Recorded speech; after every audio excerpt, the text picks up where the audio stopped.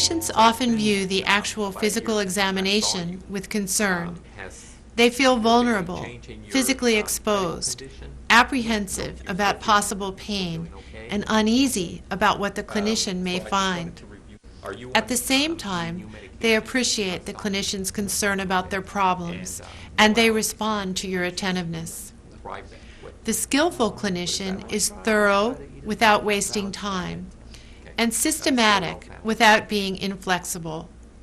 During inspection, palpation, auscultation, and percussion, examine each region of the body, but remain sensitive to the whole patient, noting each wince or worried glance, and sharing information that calms, explains, and reassures.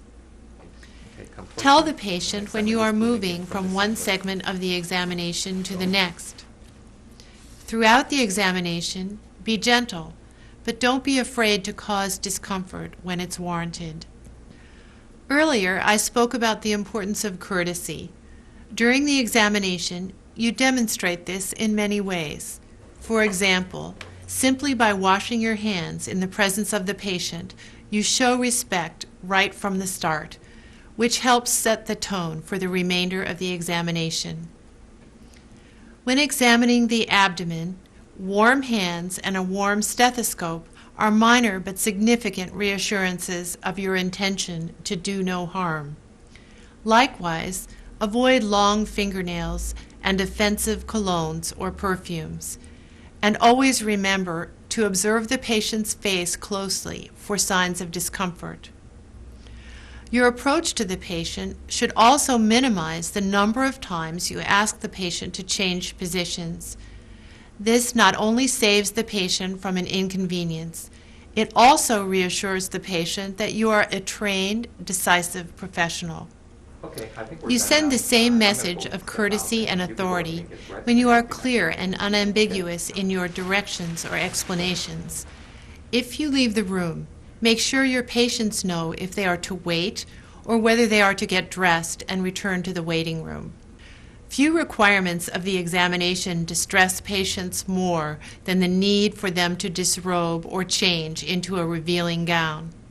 That's why attention to proper draping technique is so critical to your relationship with your patients. By demonstrating that you respect the patient's privacy and personal space, you instill confidence and promote collaboration. Draping technique differs slightly between male and female patients. However, with either sex, you'll want to develop a routine that's in sync with your sequence of examination. It's essential that effective draping and consideration in how you adjust the patient's gown become second nature. Throughout the examination, try to remain aware of the patient's feelings and extend this empathy to other privacy issues as well. Assert control over room access during the examination to prevent casual or unwarranted intrusions that might cause the patient distress. Even a seemingly minor intrusion or some other momentary loss of privacy can shut down all cooperation by the patient, with lasting ramifications to the relationship. Rectal and genital examinations are best performed at the end of the head-to-toe examination for this very reason. The examination and the associated questions are often perceived as intrusive, and patients subsequently become anxious to complete the examination, get dressed, and depart. As a professional, you owe it to yourself, your organization, and most importantly, your patients, to observe your facility's policies on issues such as third-party attendance during sensitive examinations and confidentiality of records, to name just two of the many issues with serious legal ramifications.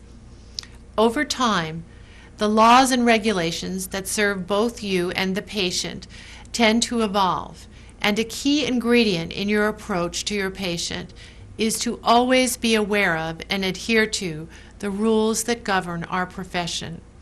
By serving them, you better serve your patients.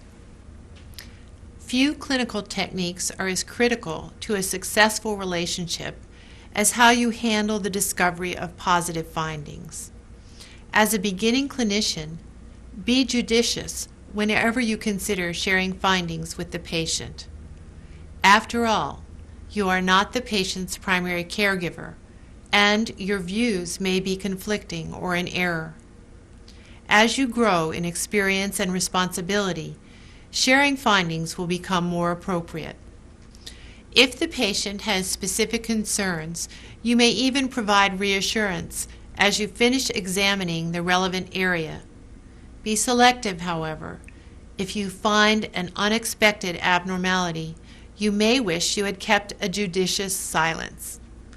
And if you discover abnormalities such as an ominous mass or a deep oozing ulcer, avoid showing distaste, alarm, or other negative reactions.